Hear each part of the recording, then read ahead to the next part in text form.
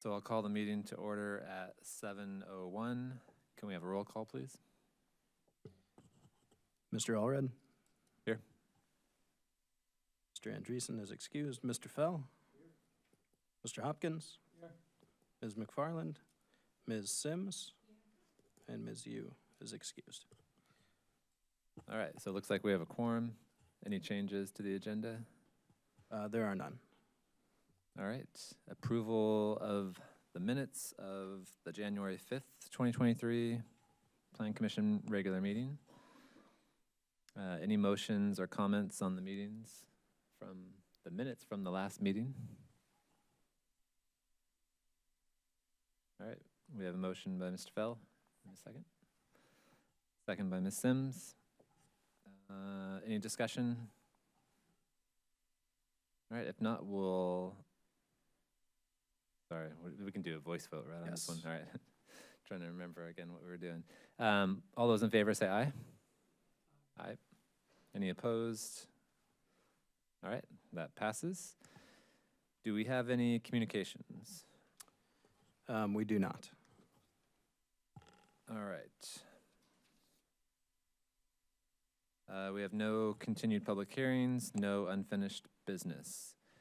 We have one new public hearing. That's plan case number 2468T23, an application by the Urbana Zoning Administrator to amend the Urbana zoning ordinance to allow more than one residential building on any lot zoned for multifamily use. This is continued to the next regular meeting.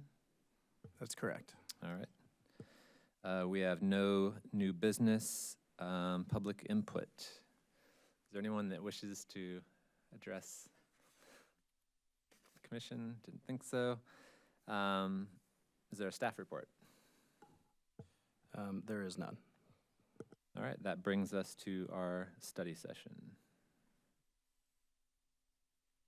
So yeah, just while these guys are getting up, I'll make some introductions, and then they're gonna get into the details of it. But sort of the idea to revise our subdivision and land development code has been one we've been pursuing for a while. I think it was kind of an old project when I came on board in 2014. We've been sort of slowly working at it over the years, but we kicked it up into a higher gear around 2019 and into 2020. And as you'll recall, we had brought part of the revisions to Plan Commission back, I think in late 19 or early 2020. And then, of course, the pandemic hit. That kind of slowed things down. We had staff turnover. So we finally picked it back up. And these guys here tonight are gonna tell you where we're at in terms of bringing it across the finish line. I would like to introduce John Zeman. He is our city engineer. I think this is his first time at Plan Commission. Right, yep. And Joe Pasula, who is brought on board to help us get done with this process. So a specialist brought in to help us bring it across. Not a consultant. Yes. Right. So I will hand it over to them, and unless it looks like, I don't know, Lou, did you have anything to, you look like you're ready to talk. Okay. Pardon? Okay, sounds good. All right, well, take it away, gentlemen. That's great. Well, thank you. We're glad to be here, and yeah, I really appreciate your time this evening. We want to kind of step through the highlights of what we're proposing, what we've been working on, and definitely, invite you guys to interrupt us at any time. Happy to answer whatever questions or discuss whatever suggestions you guys have. Yeah, so Kevin gave a great groundwork for this, and as you may be familiar, the kind of big thing that we are changing with this, proposing to change, is we're going to take the current Chapter 21, the Subdivision and Land Development Code, and we're going to break it up into two documents. And Joe's got hard copies there just kind of as a visual. We're going to still have a Subdivision and Land Development Code. It'll be a smaller document than what it is today, but there'll be a manual of practice that will be the technical documentation, really taking the technical content out of the code, putting into this manual of practice, with the code continuing to be what it is, ordinances adopted by city council, that if developer wants to deviate from the requirements of the policies and procedures in that code, that's going to require variance and approval by city council to do so. But the manual of practice will be an administratively created and managed document, and therefore there's going to be minor variances that'll go along with this, where if a developer wants a variance from a requirement in the manual of practice, generally speaking, that's going to be an administrative review and approval of that. Going along with the administrative review committee, which you may be familiar of, is just currently Kevin, myself, and Sheila Dodd. And so, you know, the subdivision code is going to really say, what does the developer need to do? What are the policies and the procedures? And the manual of practice is going to say how it will need to be done. What are the construction design standards they need to follow? So we are stepping through this process right now. We're kind of wrapping up the month of February of our taking this on tour. I know we sent out a draft to you guys at the end of January. Thank you for reading it all. I really appreciate your commitment to that. Okay. It's late, I get it. But no, they really did read it, I guess. Hey, that's good. I guess they read it, okay. No, but we've been meeting with city council members kind of two at a time. We're almost done with those. We met with the City of Champaign engineering and planning staff to compare notes. As you may have gathered, depending on how much if you've seen of the previous round of work, the manual of practice is essentially a copy of Champaign's manual of practice. Champaign, I know Bloomington, Normal, Monticello, many communities in our area have this structure currently, have been operating with this kind of a structure before.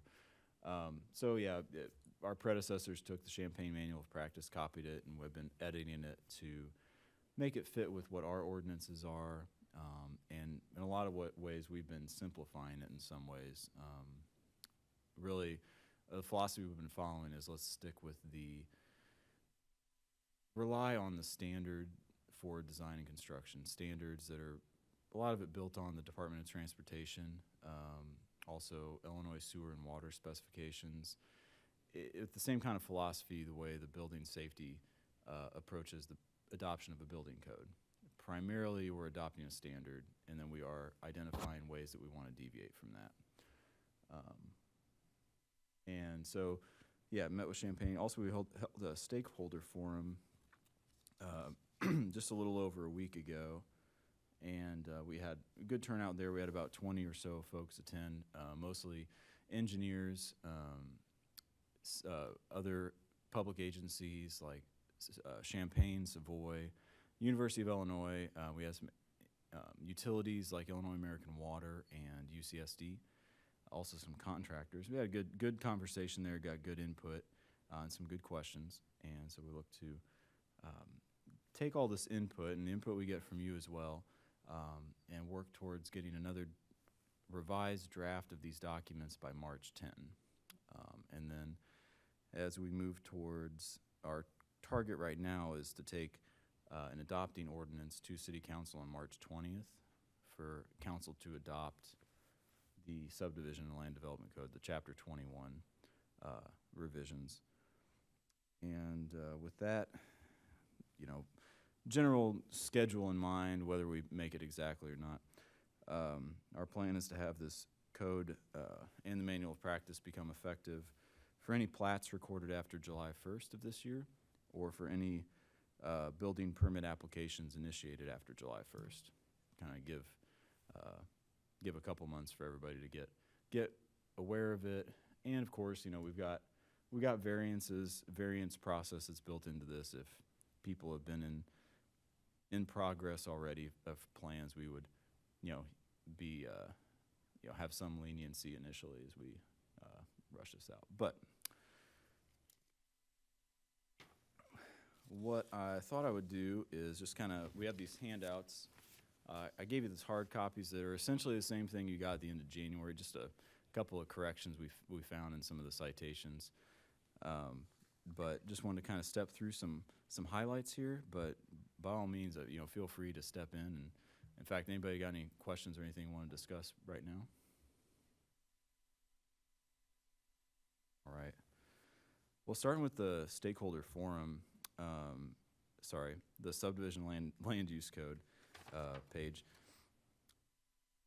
The first one is talking about including redevelopment under what is defined as development. Of course, really central definitions in this code are development, what is development, because that defines what this code regulates. And this is an example of where the existing code, it just doesn't really touch on some of these items we wanted to make sure to emphasize. We felt that one shortcoming of the current code is that it seems to be geared towards the new development of basically agricultural land on the periphery of the city, and we wanted to try to find ways to make it work better for redeveloping the interior of the city, which we see that's what's happening a lot, and we expect would, and we kind of hope would be more prevalent in the future as we really kind of rebuild the interior of our city. So that's just, having an eye towards that as we went through the whole document. Another really important definition is the improvements, with the improvements being those pieces of infrastructure, streets, sewers, street lights, street trees, sidewalks, all the good stuff. Because those are really the pieces that are getting built in the development that this code cares about when we get to construction, right? I mean, building's not our thing. And a lot of parts of the private development aren't really our thing either. Parking lots, landscaping is not really covered or regulated by this code.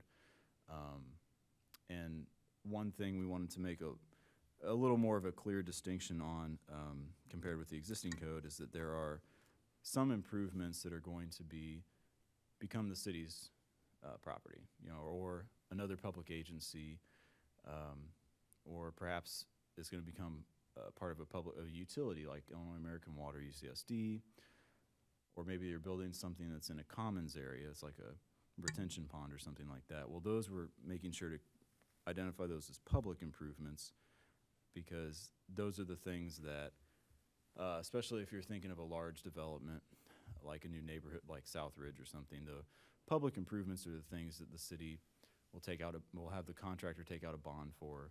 Those are the things we want to make sure they get built. But there are also still private improvements that we still would have regulatory authority over. Detention basins are generally not owned by the city. They're private property, but we still have regulatory authority over it.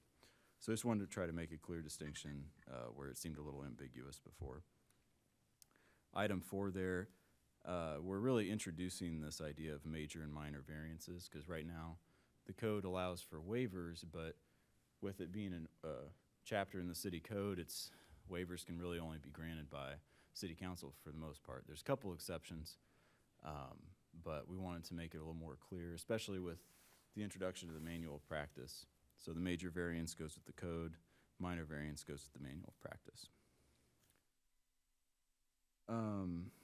Skipping down to item 10 on this list, the developer is now going to be responsible for street signs and traffic control devices, which really hasn't been a thing before. Generally, if a new street was being built in the development, there would just be no stop signs until the city came along later and put them in, which has always been a little bit of a chaotic thing. The city's expense. That's right. So we are funding the developer, basically. Right. And this goes along with, there's some other things we'll mention too, is, street lights are now going to be a requirement, whereas before they have not been. That's illustrated pretty well if you look at a map of the city's street light inventory, and they're mostly kind of in the older part of town, Woona, but then you look in the southeast, the parts that were developed more like since the 80s, there's no street lights. It's empty because this code originated in 1988, last updated in 1998, didn't require it. Street trees is another thing that we've gotten in there. So we're kind of, part of it is we're trying to make this more of a complete, when a new street, new infrastructure is being built, we want it to be more complete than what it is currently. We do have item 15 there, low impact development, stormwater principles are encouraged. This is getting into an example of something where here's a concept that we want to build upon later, but we aren't quite to a point now where we're ready to fully flesh it out. So what this part of the code is going to talk about, basically encouraging these kind of principles, the idea of using, rain gardens, infiltration, other kind of methods of controlling stormwater besides just a large pond to hold it. And it's going to cite chapter 27, I believe, of the Manual of Practice, which will, somebody turns to it, will say reserved. There'll be a handful of these chapters in the Manual of Practice that are just going to be blank for now, that we will fill in future updates. But this one that we're going to get to, is we definitely think would be a good place for, things that'll benefit not only the city, but also developers as you can have more usable, developable land with some of those principles. And like I mentioned, item 19, many of the technical details that are currently in chapter 21 have been moved to the MOP. Now, what you might notice as I kind of went through this list, that what we're not changing much of is really the basic procedures that are in the code right now. Really, the basic procedures are staying as they are. I think, for me, I've only been on this job for a little over a year, and definitely going through this process made me understand it a lot better. I don't think that as with a lot of things, it's not necessarily all the steps in the process are fully followed all the time. I think that, a lot of times when we get developers come in with new applications, we'd love for them to follow the process that's in there, and we want to try to have that more like this pre-application conference that's in the code is really a great idea of getting people up front before they've really invested a lot of planning and engineering and stuff. Something that we just, it was a good reminder of the things that we could do better in terms of, enforcement's maybe the strong word, but as in our role of guiding developers through this process. So one thing we did do is we created a process flow chart. It's going to be an appendix to the MOP, which I think as much as going to help us internally in the city and hopefully be a good communication tool for people who want to come and build in Urbana too. Joe, did I miss anything in the code that I should bring up? The only thing I would interject is, hey guys, if you take a look at item 6 on the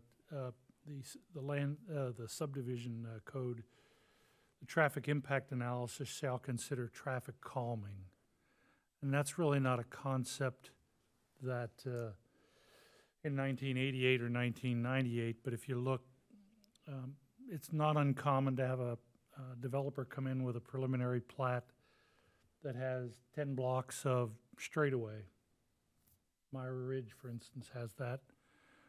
And those are what we find is in a lot of cities that traffic calming becomes a retroactive reaction that Champaign had to do it on Devonshire Drive, where you have to put up the illuminated stop signs and the speed control that tells you are going this fast. And gee, who's paying for that? Well, the city's paying for those things. You're waiting till something happens. So we don't have a lot of, we're using city engineer and discretion, but we're touching on those topics so that when a site plan comes to you guys can all say, what about traffic calming? We have a straightaway here of 10 blocks. What are we doing about that? And having him proactively, that developer and his engineer, proactively thinking of that, and instead of let's build it and then fix it later. So that's one that we've also have, and we outlined the stakeholders that we have provisions in there to to evaluate roundabouts. We don't have a lot of mandatory language about Right. roundabouts. We've defined them.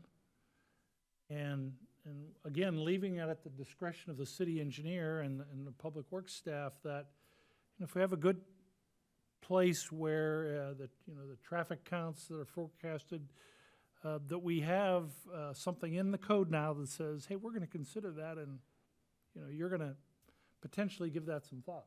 That's going to be part of the approval process. So Right, right. it's buried somewhere in these 260 some pages. So Yeah, definitely good points. And the idea with the roundabouts and the intersection is just to have that be that instead of just building an intersection, the intersection and the traffic control for the intersection all need to be analyzed and considered based on the projected traffic. That needs to be that complete kind of package from the developer there as well. And one thing I think, as we came into this, this update's been coming for over a decade now. One important thing we wanted to make sure is one, we get this out and make that update, make it live. Let's get out there and do it. But with looking at these two documents, we really wanted to make sure that the code is something we don't have to come back and make a lot of revisions to. We want to try to make this as tight as we can. Manual of practice. We still want to make it good. We don't want to, don't want it to be a document that's going to cause us harm, but we also expect to hopefully make annual updates to the manual of practice. And so we kind of treated those documents with that kind of, relative weight based on that. So then turning to the manual of practice handout. Can we pause for a second? Does anyone have any course. questions on? Yeah, well, I was, do you want to? I could probably ask more questions. Stick around for. We're at your disposal tonight. We're happy to take comments tonight by email. We're happy to meet with you guys, outside of this, whatever, however you want to play it is fine with us. Well, I would suggest maybe we ask questions about the code before they get into the manual practice, and then we can go Sounds from good. there. I had a question. So does this only apply to subdivision? Because it seems like the suggestion is that it applies to development generally. That's But when I look at the definitions of development types by major and minor, well, I would think of something that is an infill development or redevelopment. It doesn't involve a subdivision necessarily. Correct. Would any of this apply to that, or does this only apply to subdivision? Because the way the definitions are between major and minor, it suggests that it only applies to subdivisions. Well, and that's where the name of the code is really the development code, the way it's used in practice, because you're right, the major minor development's the key right there. But a lot of infill development is a minor development, because what it really takes is here, I guess maybe you want to pull up that definition. Well, I would agree. I guess my point is it's a little confusing the way it's defined, and I could see some confusion in terms of someone trying to figure out where their development fit within this standard. Yeah. Obviously, they're not a major, they're a minor, but then the minor sends you to the section that talks about if it's 5 or, less Exactly. lots that are being subdivided, so. Do we ever? I was assuming we were gonna go through text.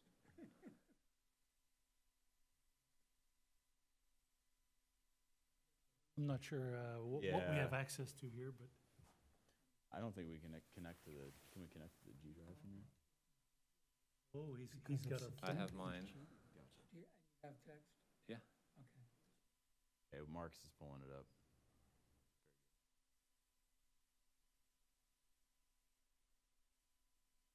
Well, Dustin, I mean, point well taken. That's often the first step with an application is really figuring that out, carefully, like, is this a minor development? Is this even a development? You know, and I think that can happen sometimes where something will come along and it is a development, but somebody doesn't realize that.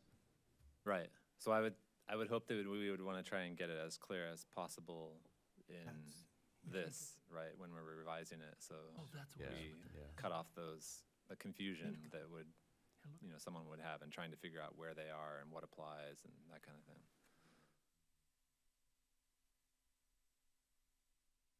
We have multiple copies. Shame on us.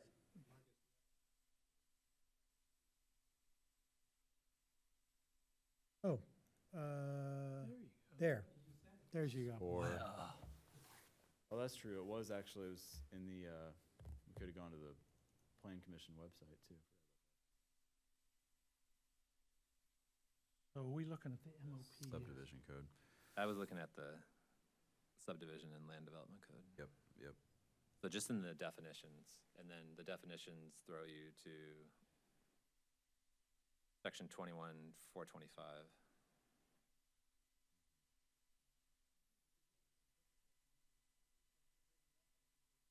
Super crucial. Yeah.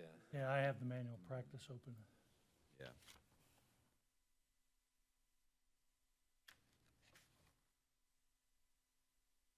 Because, I mean, let's be honest, most of what's coming before us is not subdivisions. It's mostly redevelopments of large lots, and if anything, that's, Exactly.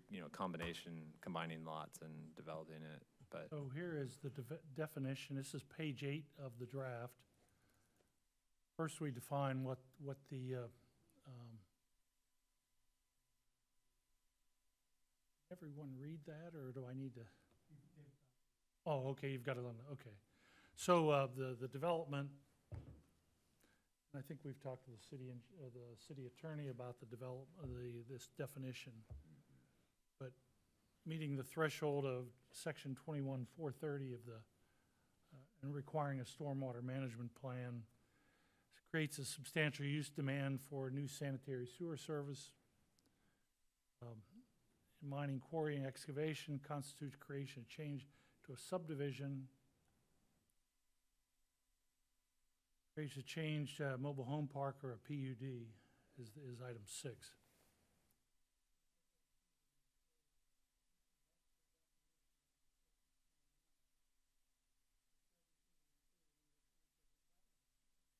But if it requires a stormwater management plan, But then that would make it development. So like and if, Trigger,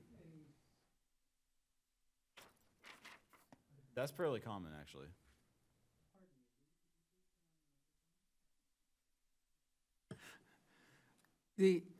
I guess given the title of this, which I'm inclined to switch the first 2 words to be the Development and Land Subdivision Code,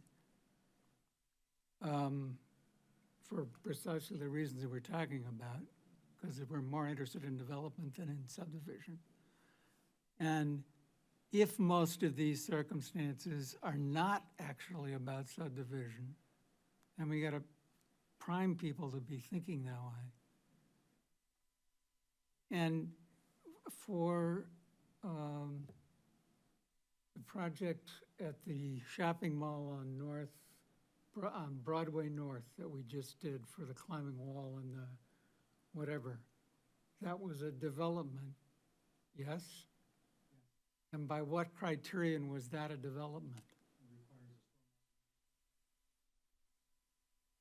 Okay, and it a minor development.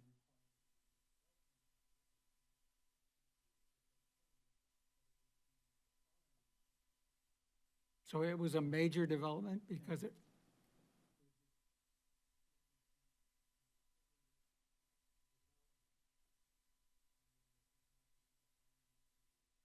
Well, I mean, it would be a minor development if it's not a major development. Yeah, that's what was confusing to me, is Yeah. if we say it's development, and then it suggests this flow chart of it's either major or minor, there's not just the third category, right? But then Right. the 2 categories don't seem to fit everything. So like, there's that example, there's that example of the project that didn't happen on Lincoln that I think would have required the stormwater management plan.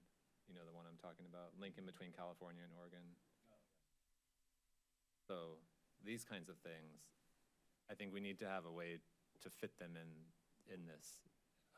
And it needs to be obvious to the development community, Yeah. I think, too. Yeah. Well, yeah, because I guess the way it's written right now in the major development is, a development does not fit within the definition of a minor development. But it would seem to me like, at least in practice, it seems to me like the minor development should be the default unless some criteria is met that it is a major. Like, So how do we know it's a minor development? that is, so then it talks about minor development is determined by unanimous approval of the Administrative Review Committee to be a minor development according to section 21-215. And basically is saying, Well, I think this is like a hangover of subdivision. So usually, Yeah. when you have a subdivision that is smaller than some threshold amount, it's treated as a minor administrative thing. So I think we're like taking something that was for a different purpose and trying to fit Okay. it into a new purpose, which doesn't seem to be the best way, maybe. okay. So basically, what it sounds like is if an activity was proposed that triggered the definition of development, as it's written, we are requiring it to apply for a minor development with the minor development application, or as a major development with the major development application, because it says you have to apply for that. So, But, so, the- but this would mean a lot of these projects that we're talking about would have not come to Plan Commission, and they would have been reviewed and decided by this Administrative Review Committee, which doesn't seem right. I don't think so. We haven't really changed the definition of minor or major development. A lot of the stuff that comes to Plan Commission isn't development per this code. It's things like planned unit developments, which I know development's in the name, but that's a separate thing. Well, that's another Or- comment for later, because there's confusion between how planned unit development is treated in this and in the zoning ordinance. Okay. Well, we will welcome those comments later.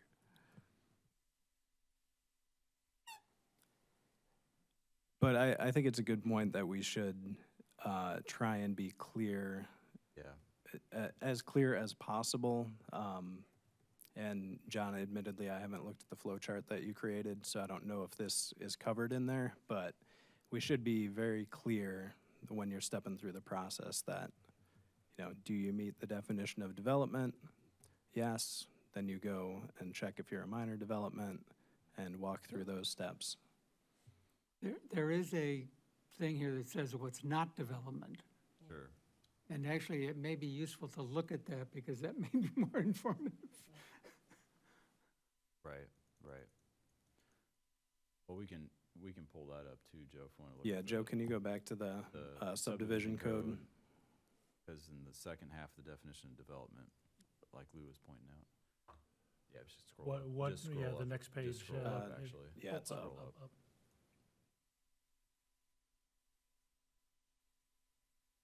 Yes, and there we got. So if I were not considered development. Mm-hmm. Yeah, by default, transfer an existing building.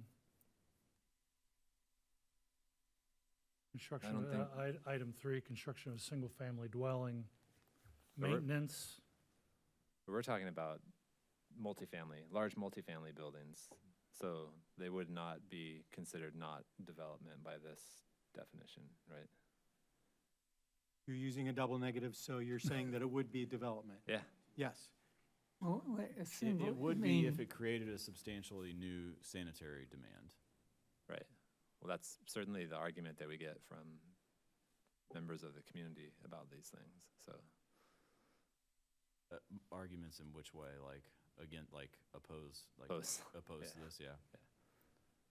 Opposed to the apartment complex or opposed to the way this code is? No, opposed, suggesting that development of a certain scale is creating Yeah. this kind of impact. Gotcha. Right, I mean, but that's where you have the professional staff that make those determinations. So, you know, an apartment building with 8 units that's replacing 8 houses, that, you know, that's probably not gonna, I don't know, I'm just throwing out hypotheticals. Is that a development? I don't know. It doesn't may need a not- stormwater It may plan. not be. Well, Just on its but face. if it's replacing 8 houses on 8 single lots, Well, it yeah. has to be a single zoning parcel. Yeah, sorry, I made a mistake of throwing out a hypothetical without thinking things through, Well, so, but- That would be re-subdivided and yeah. So that'd be a development, replatted, yeah. and it'd be a minor development, or would it? It wouldn't, no, it'd be a major development because it would require a storm management plan. Because you'd be reconfiguring 8 parcels. You wouldn't have to. You could treat it as a zoning lot. And if there Oh. isn't additional impervious area created, it might not require a stormwater management plan.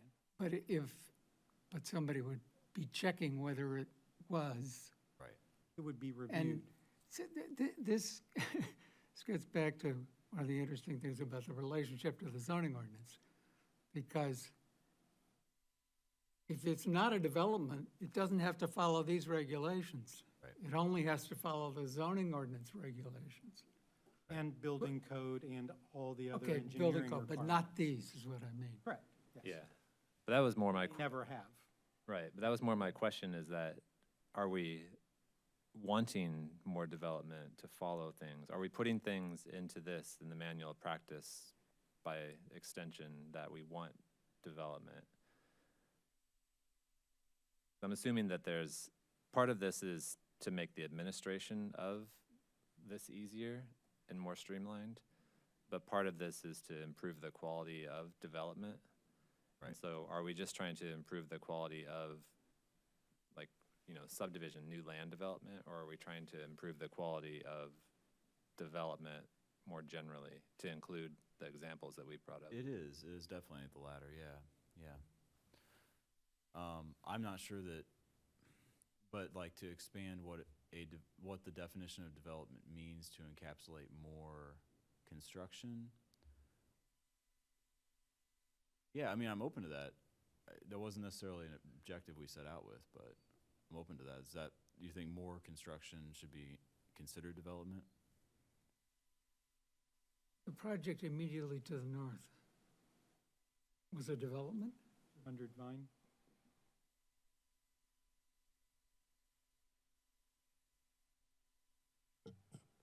I can't recall. I think so. I think they did a new plat. They didn't have to plant street trees? The put in an current- the 8-foot current code sidewalk? doesn't- The current code doesn't require that. Right, okay. Oh, sorry. I thought it only required it on one side of the street, and now it's 2. Sidewalks or street trees? Street trees. We don't currently require street trees Okay. at all. So maybe it's the sidewalks that are now required on both sides of the street and not only on one, okay. In any case, it's projects like that that I'm trying to imagine whether the sidewalk widths, the developer responsibility, the street tree regulations that are in here apply to or not. Right. And I have no idea. And I have no idea in terms of de facto practice, and I have no idea from reading the document. Gotcha. And if it would be beneficial to have them apply, I Mhm. guess, is the bigger Well, question. yeah, that to me is a slightly separate, but at least as important question. One is, do we know what we're talking about? The answer seems to be not quite. And the other is, if we figure out what we're talking about, do we want to push it one way or another because we actually want to accomplish something in particular of where the regs apply? Sure. Well, so, and again, I wasn't with the city when that was developed or that was built, but in general, when you've got this property where they're adjacent to an existing right-of-way, I mean, they're not, their development, their minor development is not causing them to like rebuild the sidewalks. Well, but that all, I mean, the sidewalks, I'm pretty sure on that parcel are all new. all the way around 4 sides of the block. We've had, we've had projects that we've done a single, where we've done a single lot where we've been required to install sidewalks. That were a single residential lot that was rebuilt into something else, that didn't have a sidewalk. So our one lot has sidewalk and none of the rest of the block does. And I live in a neighborhood where this is great fun. When I read through this and I skimmed some, so I couldn't tell you exactly what it is, but I feel like at some point I got the sense that if the development abuts this kind of situation where there's an existing right-of-way, that development would be responsible for their part of the right-of-way or the requirements, you know, to satisfy how that right-of-way should be built from the curb, I guess, out or something like that, or, but I don't know. This is, after looking at a lot of pages, I couldn't tell you exactly where I saw this, but. So is your question, who builds the sidewalks? Well, it's also whether they're required. Yeah. So I don't know why you were required to do it. This was in Urbana? It was in Urbana, 511 West Elm Street was a single-family house that was converted into a 3-unit, not converted, tore down, rebuilt, and we would not be issued a building permit unless we installed a sidewalk. That was part of There was getting, no sidewalk there. no sidewalk on that block face, so that lot has a sidewalk that stops at the property line. Yeah. Is that 511 or 611? One of the, I don't know, it could be 611, Okay. somewhere, something 11 Elm Street. It was on the north-south side of it. Was it a corner lot? Right, yeah, corner lot. Okay. Yeah, I know what you're talking about. Is that right next to the Ricker house? Yep. Okay. Yeah, I think that's just I mean, there's only 2 lots there, so I think the intention there was, you know, at some point, there might be, Correct, but according to this Mentioned that document, we agreement. shouldn't have had to do that, I believe.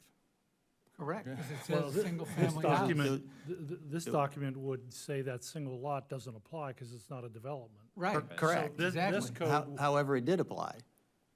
Or it was applied. It was applied in Well, that it may have project. been- Some other regulation It could be. of the city. So the subdivision code is not the only regulation that tells us how something needs to be built.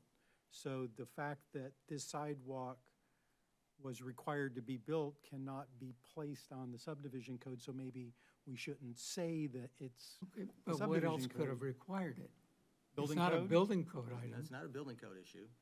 It's not a zoning issue. I don't know. It's not a, you know, is it a complete streets policy issue but a policy is not a regulation, so it's not a requirement. yeah, I mean, I was around for that one. I've kind of tried to put that project out of mind. But I know, I mean, it required design review as well, so it could have been part of that process. Oh, okay. design review. No, it was not.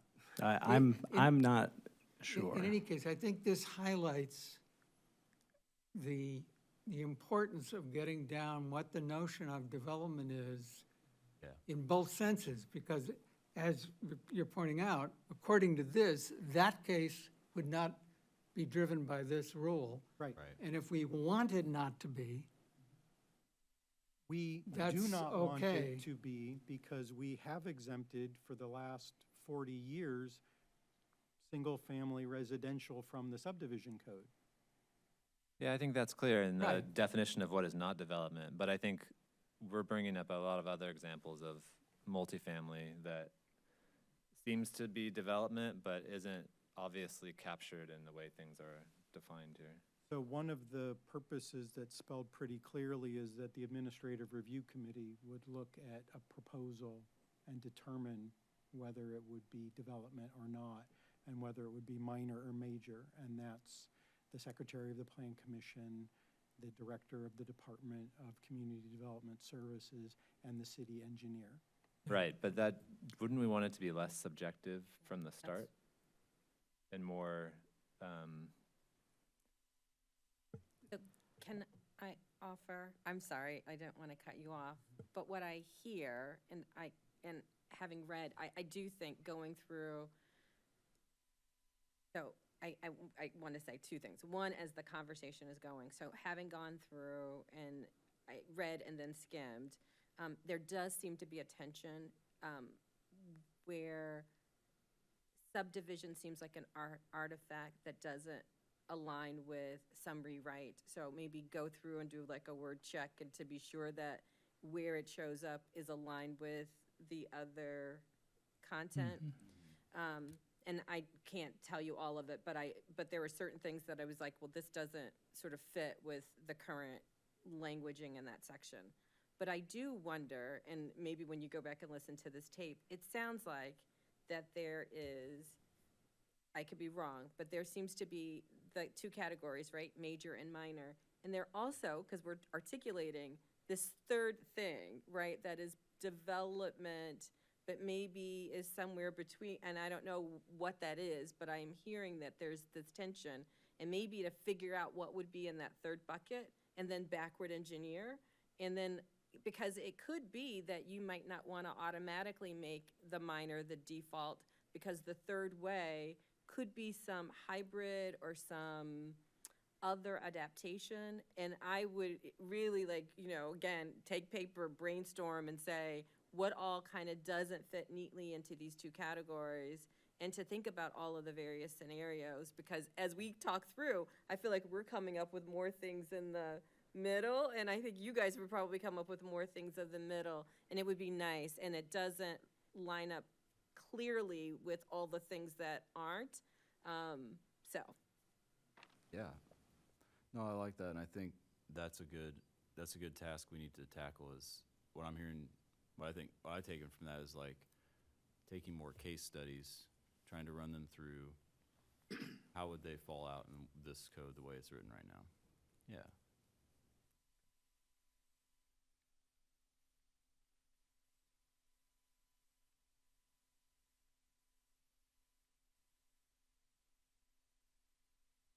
You got more?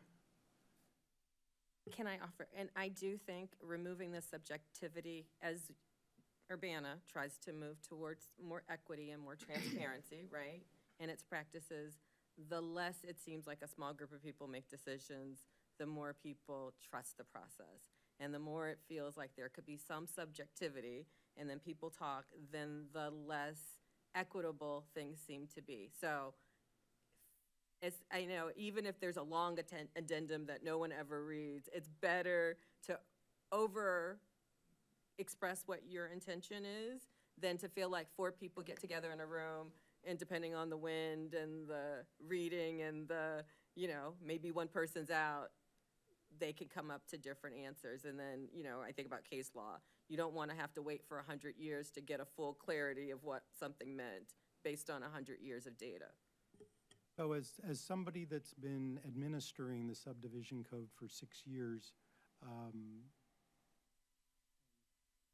helping figure out whether something's a minor or major development, or that it's not development, I am confused by the interpretation of it as subjective. So if a stormwater management plan is required, pretty cut and dry. That's determined by the engineering division.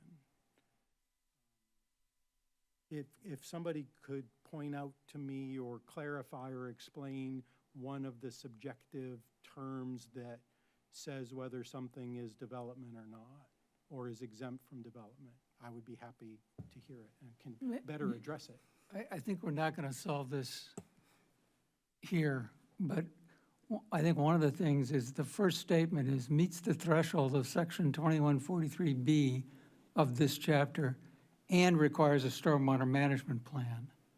Or for most of us, we do not have in mind what section 21430B is about, much less why meeting it and a stormwater management plan is what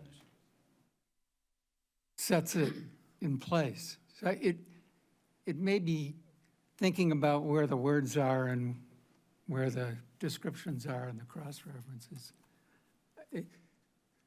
you know, at the beginning of a statement about it, giving a reference to something else somewhere else, it sort of immediately sets you in the wrong frame.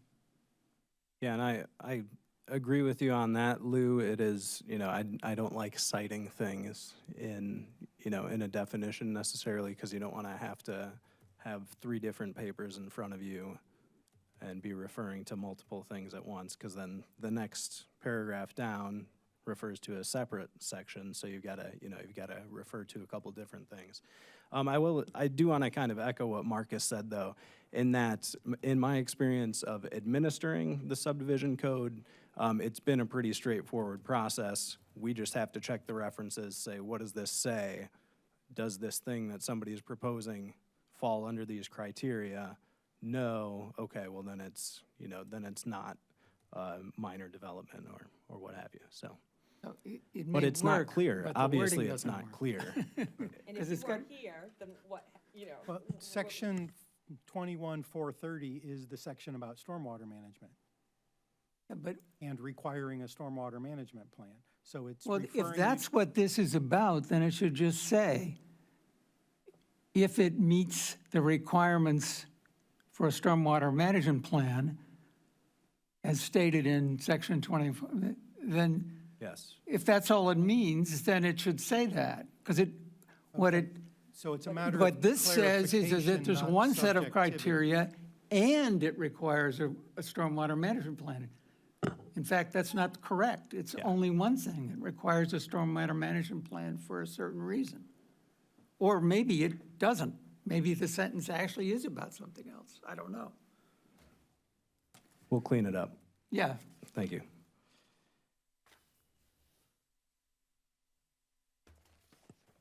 I had another question on, before we leave this and go to the MOP, and maybe Lou has some more things too, but well, good. is, in this, so when this talks about a planned unit development, I still think it has like the traces of a planned unit development as a subdivision planned unit development, as opposed to a planned unit development of a single building or something like that. Is a planned unit development, by definition, a major development per this? Yes, I believe it is. You guys, yeah, Kevin, if you want to check me on that, I believe it is. Yeah, I'm not sure off the top of my head. So there is an application, a planning division application for a planned unit development that we get pretty regularly that comes to Plan Commission for review and recommendation and then goes to City Council, correct? It goes to us, too. Yeah, well, yeah, and it comes to you all first. I mean, we've had planned unit developments that are not major developments. So, the ZTA house, 1404 South Lincoln Avenue, when they redeveloped that they didn't have to go through a major development process. They got their PUD approved, they got some variances, or I guess that was part of the PUD process, but that wasn't a major development. So the difference between a planned unit development and just a major development is pretty much a major development is kind of a by right development. It meets all of the setbacks and you don't need any variances. The purpose of the planned unit development is it isn't a by right development. You're asking for things like variances and waivers. So there's major developments, there's minor developments, there's planned unit developments. Well, Yeah, I As get far as that. the zoning ordinance. I get that. goes. I'm thinking, there was something when I looked at this, and I don't remember exactly what, that suggested to me that it was saying that planned unit developments were major developments per this, but I would have to, yeah, and it's probably because you read that sentence that says, for purposes of this chapter, a PUD shall constitute a major development. oh, that's what As it was. it's defined.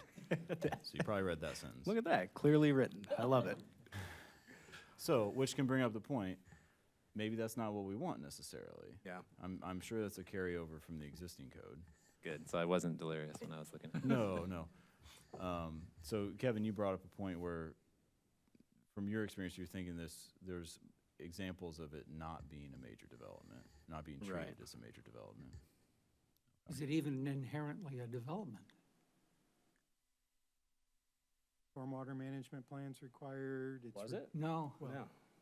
I don't think they would have Well, required and one for that's, that. right now, Oh, I just meant in general, I didn't know, I didn't realize. I mean, you were right now, the talking way about this is Oh, yeah, written, we were still, just we were talking by about its that nature, case. a planned unit development is a development and it's a major development, the Right. way it's defined here, Right. yeah. We need to figure out whether that's actually what we wanted to say. Right. Mhm. So I guess in the reading of this as a legal document,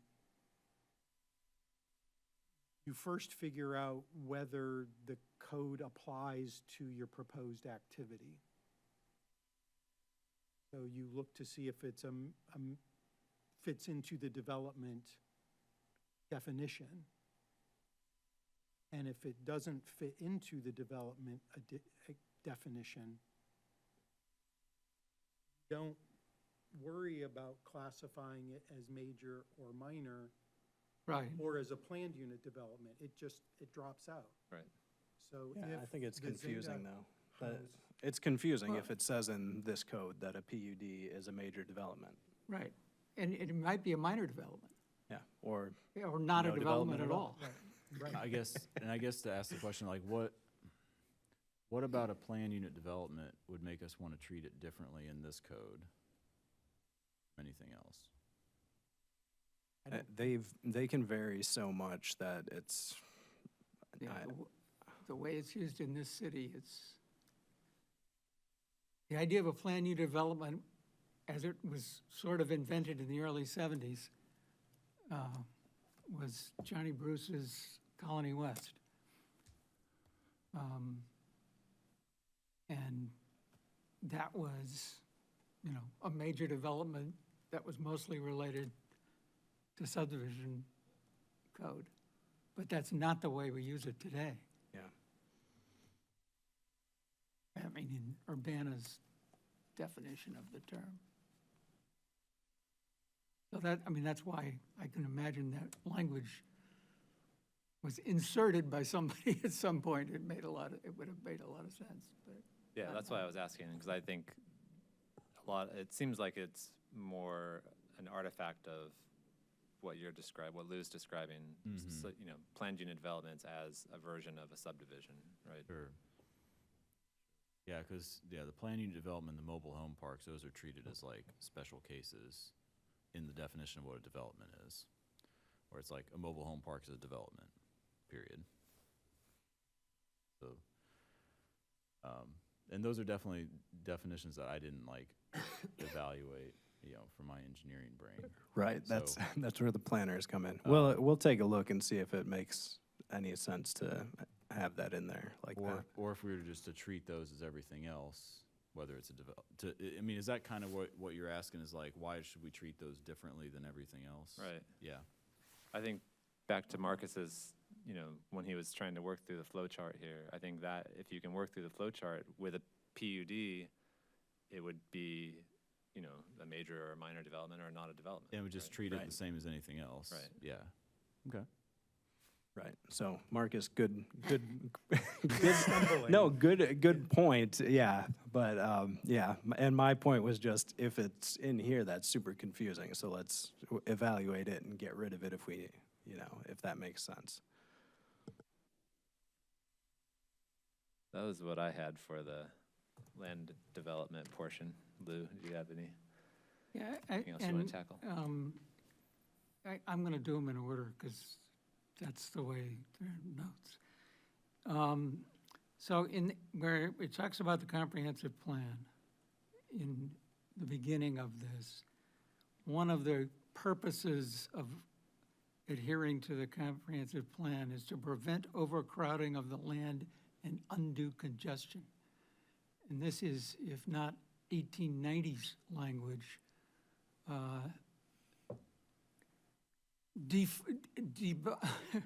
debunked 1950s language that I think we should not be including in a modern land development code. Page was that on? It's before page 9.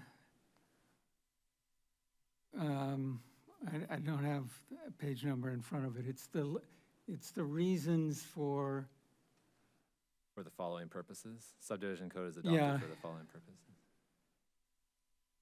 Yeah, there's also language, like it's called the subdivision code in different places, and then we're calling it the subdivision and land development code. Or yeah. Full name is Subdivision and Land Development Code. The shortened convenient name is the Subdivision Code. So let's Okay. change that. So it should be the development code. Yeah, is what so we're hearing. it's going to be the Development and Land Subdivision Code and shortened to the Development Code. Because that's, Well, just no, thinking, I'm suggesting I'm not that's what arguing. we, I think that's that's a an good idea. aspirational Yeah, switch. and it would, I think, reduce confusion because people do say, well, I'm not subdividing Right. anything, so this shouldn't apply to me. And, yeah, And we say, it also says and development, so, I think that makes sense. And to quote one of my favorite people, John Zeman, the plan is to adopt this and then not touch it. So let's make sure we get something as basic as the Yes. name right. And so, exactly. Yeah. Okay, there are, Did you have a suggestion for rewording that, or just thought the language should be? I removed? just the delete it. I mean, overcrowding, it's yeah. just one of the things in a list of things, and it shouldn't be there. Yeah, strike the overcrowding and undue congestion language. Right. I mean, follow the comprehensive plan. well, no, there are other reasons given that are fine. Fine, okay. That one has connotations that I don't think we want to sustain. I agree with you, yeah, definitely. Now, there are lots of references to the comprehensive plan in complicating and conflicting ways. So on page 9, there's a, I think it's in definitions, except where at locations, this is things that can happen, except where at locations of future streets as designated in the comprehensive plan. Now, our comprehensive plan does not designate future streets. And I don't, well, it designates policies and has a mobility map. But it does not have future street alignments that would identify rights-of-way that could be used as something that would apply to this exception. Now, I'm too old to remember the Illinois law about official maps. And I don't think there's a strict definition of official maps in Illinois, where an official map is what would specify a legally binding declared right-of-way in which certain things could not happen. As far as I know, we don't have to have one, and we don't have one. So I think we need to be careful about the language here. We do have a policy, and we do have a mobility map. Now, I was told by planners recently that we don't follow the mobility map, but the mobility map is actually specifically referenced here as the mobility map on page 24. And the Urbana mobility, planners? what? Did Urbana planners tell you that we don't follow the mobility map? An Urbana planner did tell me that, yes. Okay, I would check with your principal planner. We do. What? We do. We follow the mobility map. Just the other day, we told a developer, this is where a future potential street alignment is. You might want to keep in close touch with your comprehensive planning team. Because I Okay, will say less than I might be very tempted to say. okay, point taken. So if we, there several other places. On page 15, as specified in the comprehensive plan, there are both major and minor arterial streets. At the end of the MOP, there is a map created in October 2022, 2022, that contradicts the mobility map, contradicts the classification of major and minor arterials, does not identify the minor arterials, and implies that it is the map to be followed. And I don't know where it came from, but Where was this map? it's the last item in the appendices of the MOP. Yeah, I saw that too. Okay. Um, Well, those are the current classifications of the streets in. What? Urbana. The map that's in the MOP. That's the current classification map. Okay, well, it does not agree with the mobility map classifications. That's And the, And it does not even use major and minor arterials as categories. This map does not? It's got local roads or streets, major collector, minor arterial, minor collector, other principal arterial, Yeah. okay? It doesn't have minor and major, It has a minor arterial. but it doesn't have major, it uses a different terminology. And the street classification is not correct. How do you, what's your basis for saying that that's not correct? I live on Mumford. Mumford's a minor collector. It says so also in the mobility map. There are no minor collectors identified in this map.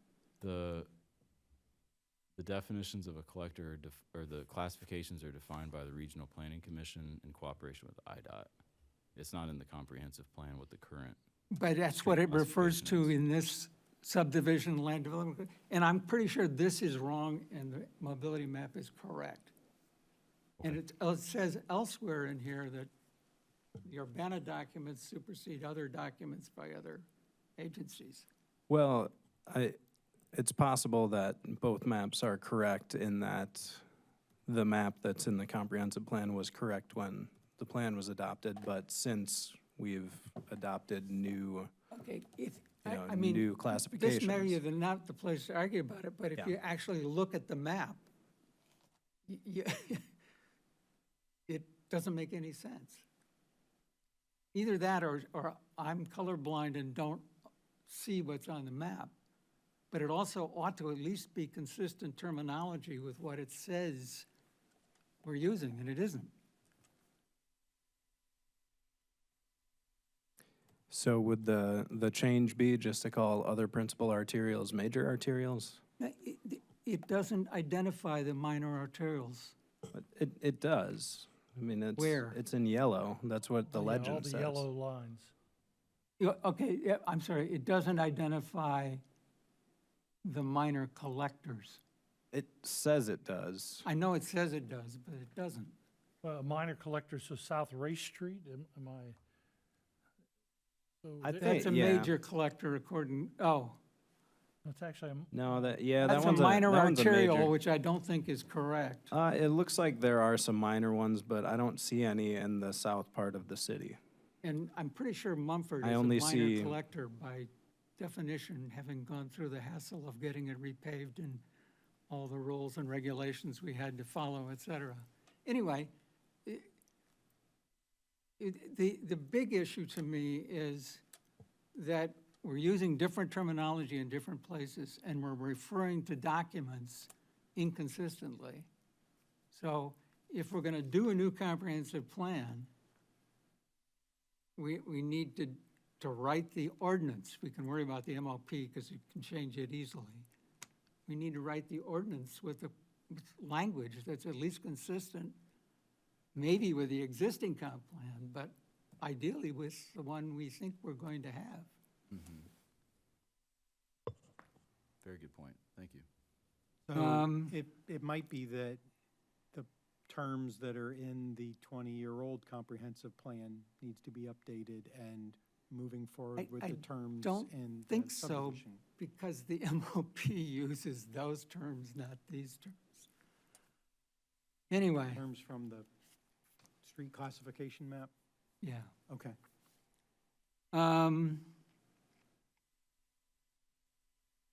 Now, so the pavement definition that apparently is being changed to be inside curb instead of outside curb width, the pavement definition in here still says outside curb to outside curb. Catch. You've caught that already? Oh, good catch. Thank Okay, and I'm not sure, nowhere did I find a definition of street width. So I wasn't sure whether pavement width was intended to be a different definition, which would be appropriate for impervious surface calculation, as opposed to street width, which is specified for traffic analysis. And my guess is it might be a good idea to have those two separate definitions, but at the moment, they're used inconsistently and not specifically. And street width is not defined. On page 16, I think there is a crucial not missing. Is that in the, that's in the? We're in the ordinance, Okay. in the development and subdivision ordinance. He's already changed the name for you. So, okay, in F, the city engineer will allow public or private infrastructure improvements to be commenced or constructed except in conformity with these regulations. If there's not a not missing there, I would love to follow these regulations. That's a wonderful catch. Yeah, it was an F. That's a not allowed. And the other danger is, don't believe I read the whole thing that carefully.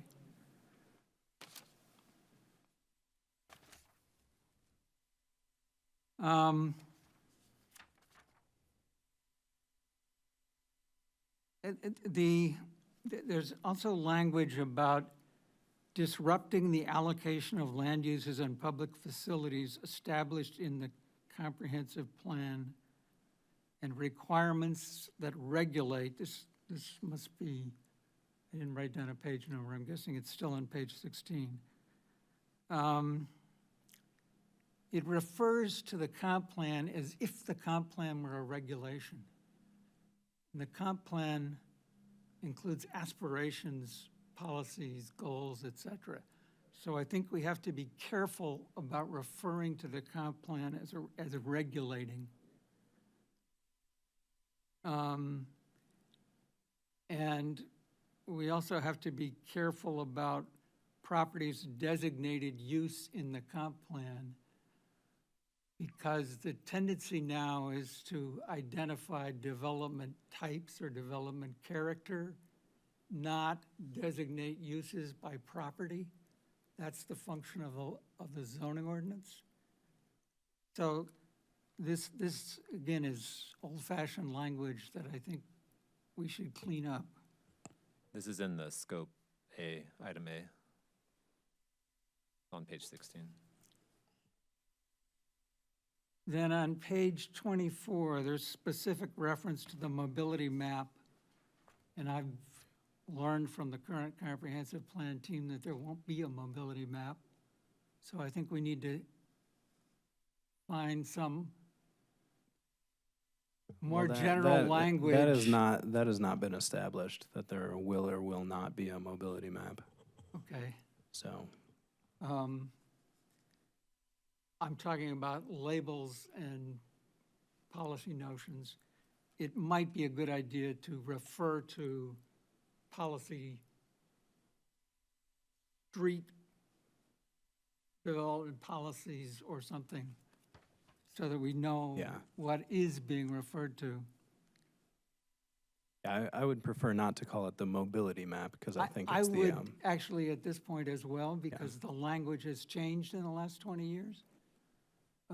And that's part of the reason I'd like that this not be, but there's also a question about what will be there to express these policies that are referred to. well, I guess we should come up with what we're gonna call it before, or at least, like you said, What- figure out a way to refer to it without, Yeah, I think for this, to get it done, we should refer to the content we are drawing from the comprehensive plan, but not by some specific title of a map. That makes sense. Now, on page 47, we've got a line to integrate with existing and proposed streets as in the comprehensive plan. And if the mobility map as it stands is being used, then that's great, because that's, in my mind, what the mobility map supports. It identifies, but it identifies policies, not designated rights-of-way.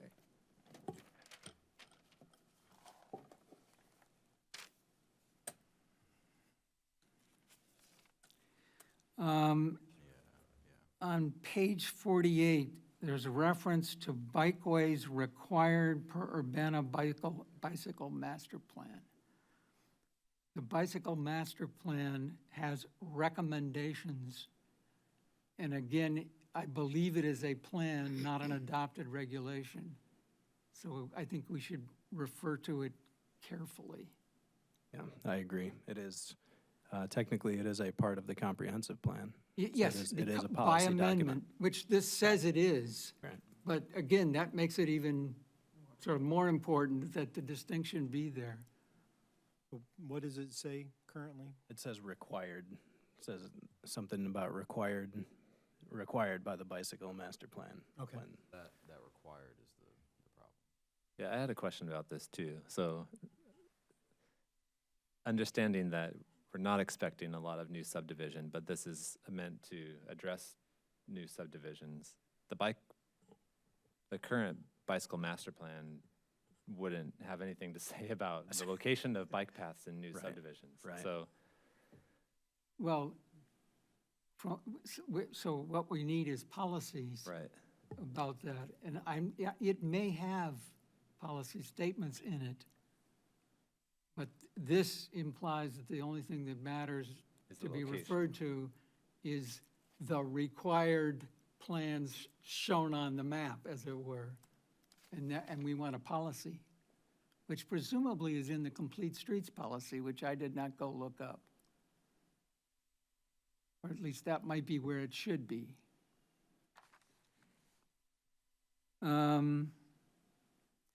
Page 49, there's a reference to lot width to depth ratio, no more than 1:3. And I think that means no less than 1:3. What, are we, so a 1:2 ratio would be a lot width of 50 and a depth of 100. Is that okay? Yes. Okay, that's more than 1/3. That is, last time I did my fractions, 1/2 is more than 1/3. So if that's not acceptable, The issue is that it's unclear because it's not a fraction, it's a ratio. But, no, I mean. what is a ratio? No, you make A a good- ratio is 1 over, is a fraction. Yeah, it would make more sense if it said no more than 3 to 1, right? 'Cause then- Well, it should be worded in a way, I mean, I would word it as the depth should be no more than 3 times the width. And in that case, it would be pretty unambiguous.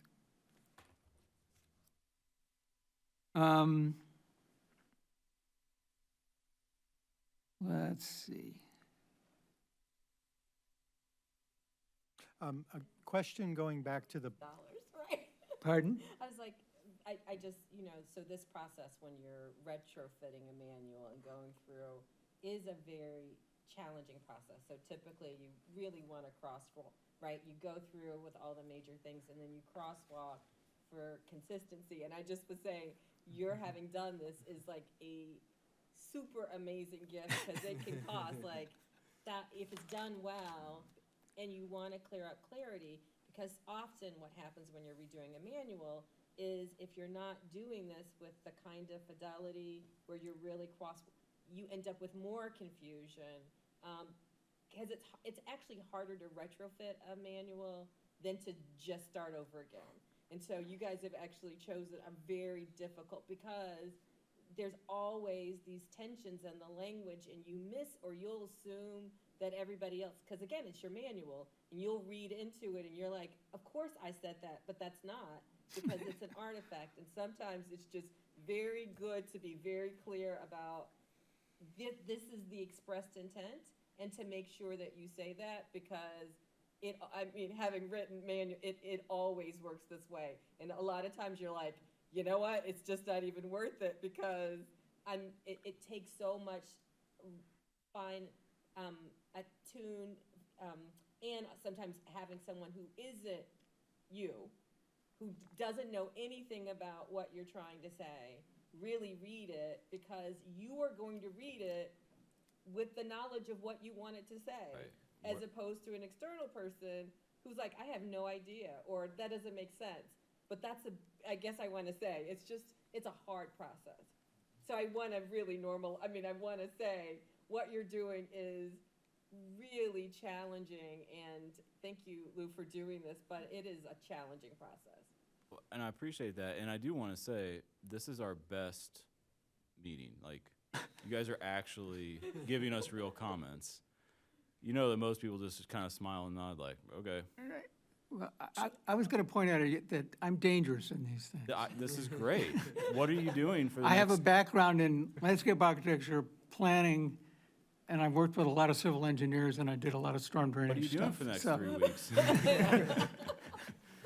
So hey, I would point out that that sentence that you had gone over about the ratios is in the existing chapter 21, which was originally compiled in 1988. It was revised in 1991 and 1998, and Nobody's caught it and until. no one's caught it. Well, we deal with it and we find it confusing, and this is our first chance to clarify it. Oh, So it's great. It's I think great. So- the issue with that was. I'm not done. Well, let's go back, if we can, to the bicycle master plan.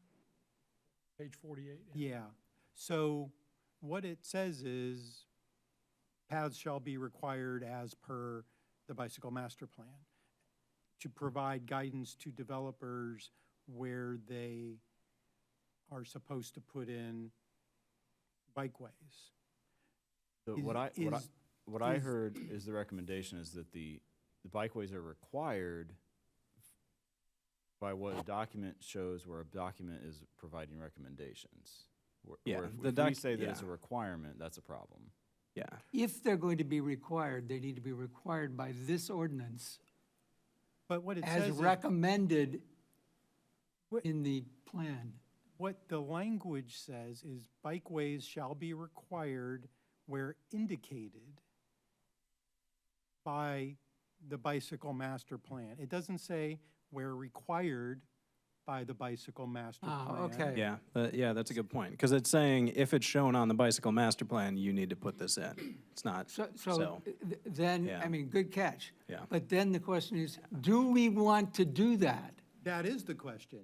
Is that, do you want there to be bikeways where the recommending document that the city has adopted as an amendment to the comprehensive plan says they should be? yes. Yeah, Just And I like want, we have and a I want the pedestrian developer to pay for it. That says where sidewalks should be. But would that cover new development? No, and to Dustin's point, the bicycle master plan doesn't say, okay, well, if you develop this farmland along High Cross Road, here's where the bikeways are supposed to go.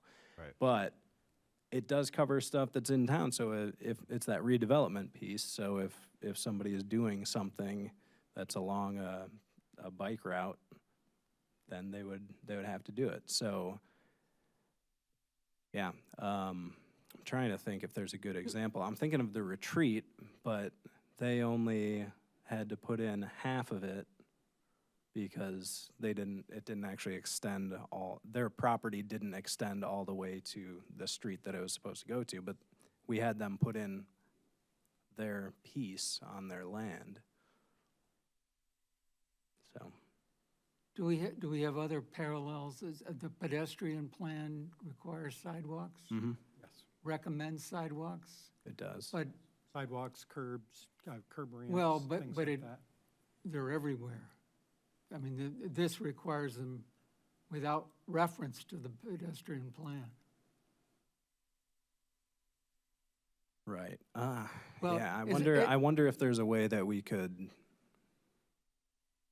I don't know, force them to tap into, let's say, or require that they provide something that taps into the recommended bike network so that, where Well, there's some provision for actually, it, so it's not just I- a bike lane to nowhere or a bike path to nowhere once it hits their property, right? I think Marx's sketch is correct. The specific wording is okay. It might be emphasized somehow, so not too many people make the mistake I made. But he's correct, that it does say, shall be required where indicated. I read it as indicated, or, that the requirements were coming from the bicycle path. But it's okay with me, and I'm not positive I want it to be required, but the language isn't the problem.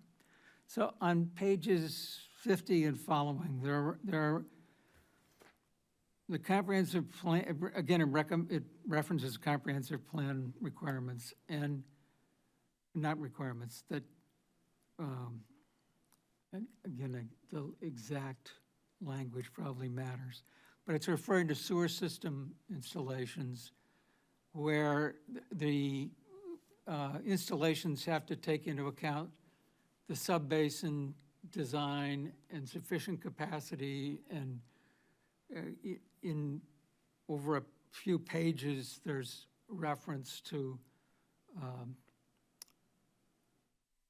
the different elements of collector sewers and sanitary sewers and so on. And those determinations depend on the land use designations of the comp plan, I assume. I mean, they have to.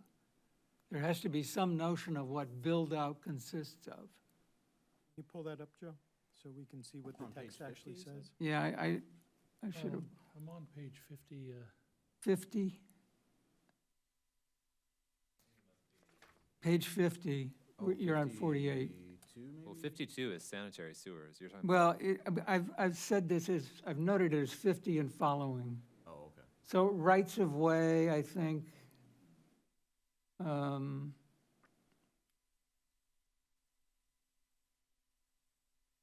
And adequate to serve the needs of the developer's entire development and no cost of the shall is designed to meet the needs of the entire sub-basin drainage area as shown in the 1981 Greeley-Hansen report. I mean, I love this.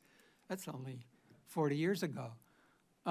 As updated, but it doesn't, reference an updated, the UCSD master plans or any updates thereof.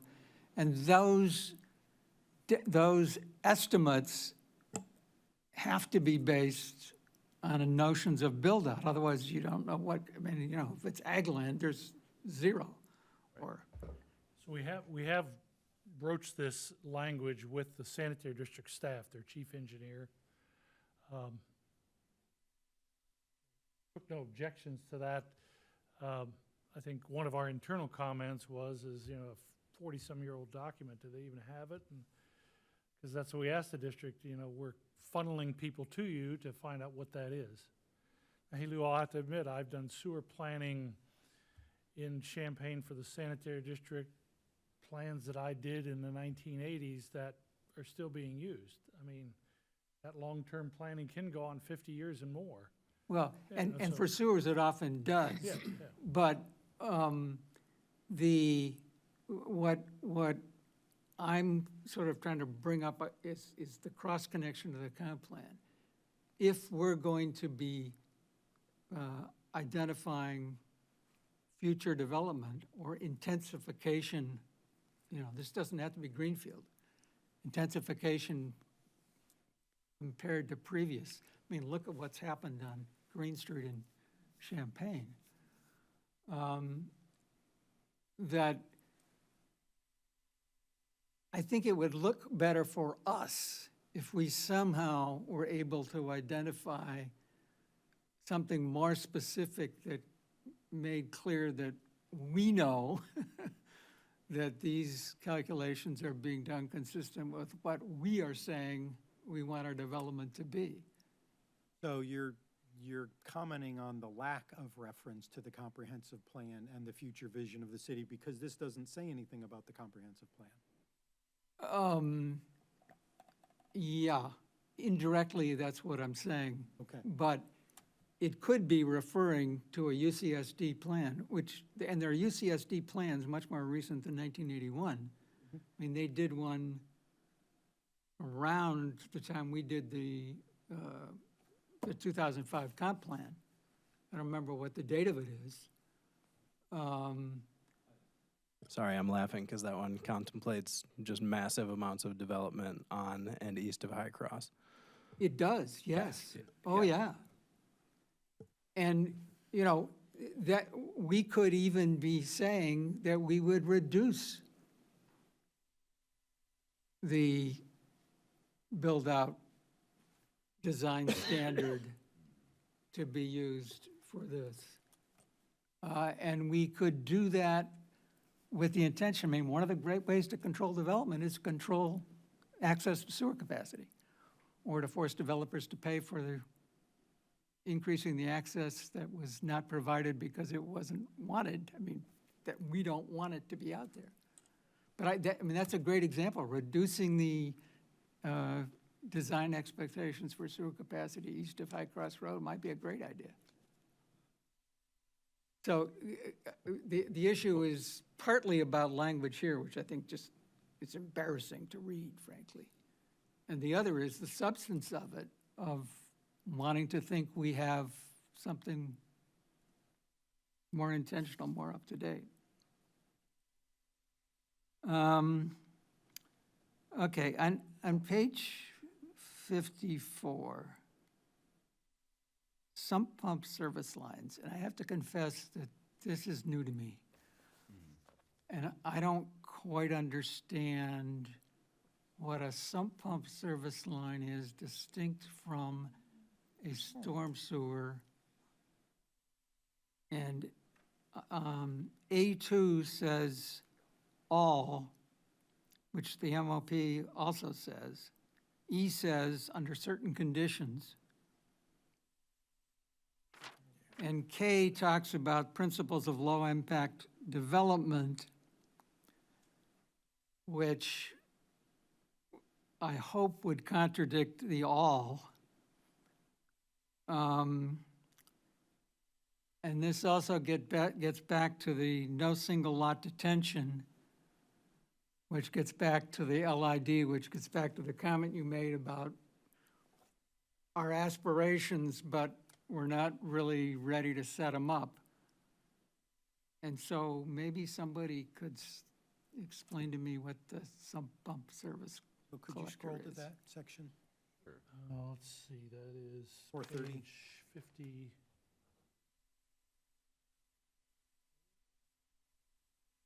I mean, page 54. yeah, like the storm sewers, for example, are gonna be a minimum size of a 10-inch pipe, for storms, for this water. Hey, sorry. The storm sewer pipes are gonna have a minimum size of 10 inches, and the sump pump collection lines are gonna have a minimum size of 8. So we're basically allowing smaller pipes to be used essentially for collecting, building foundation drain water. In places where you don't have storm drains? Potentially, yes, yes.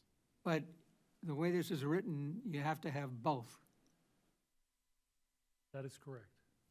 So, for instance, you have a north-south street, bunch of houses on the west side, on the east side. You have a single storm sewer on, let's say, the east side. So those houses on the west side that have sump pumps, their sump pump service line would have to cross over and be bored underneath the high roadway. Okay, And I'll have to admit, I was the engineer in Fisher and Gibson City, different places.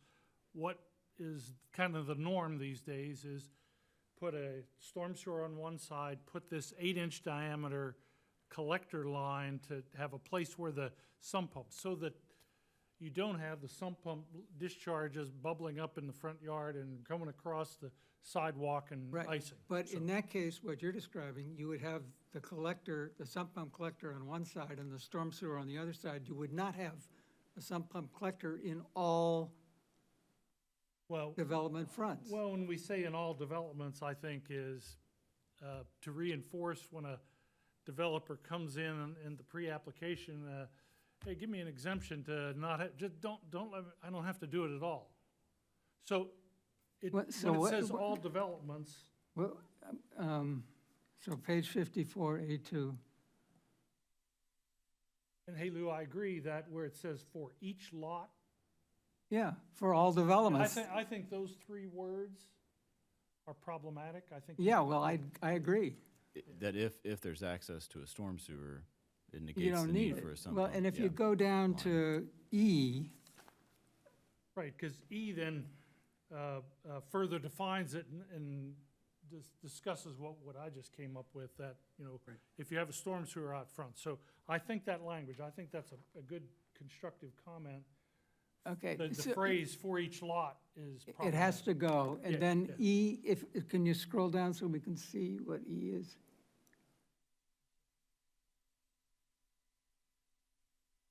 Almost there. Okay. Yeah, okay. Let me zoom out. So could I suggest maybe that all you need is E? Because that's actually the regulation you want, Right. and you don't need A2 Mhm. at all, I don't think, unless, I mean, I have to go back up there and make sure that it's.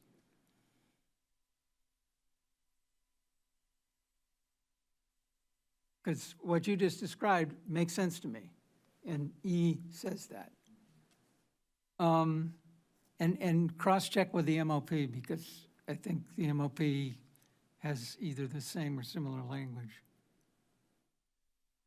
Now, K here, I think that my general comment would be that I think we need, for the subdivision ordinance, which we don't want to keep revising, something stronger about LID.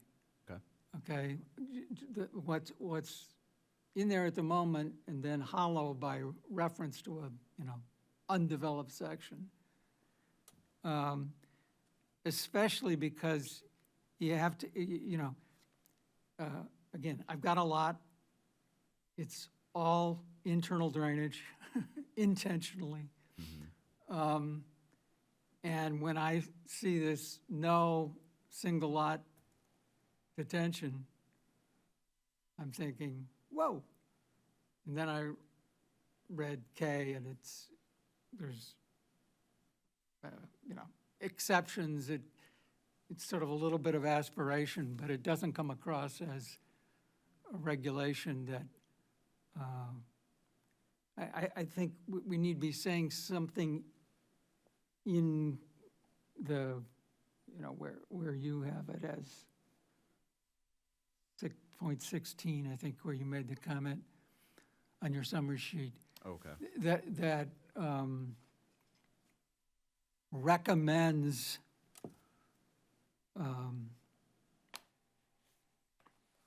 low-intensive development strategies. Yeah, the term we've used so far is encouraged. I think what we're hearing is change that to recommend. And give some examples, give some such ases or whatever at that point, because your reference there goes nowhere. I mean, it's blank. Sure. And the thing that I ran into first was no single lot detention as a change, which sounds like I can't do what I've been doing. Gotcha. And I think the no single lot detention is meant to apply to the specific design criteria for detention or retention basins Right. and all of the requirements. Lou, where are you Whereas- seeing no single lot detention?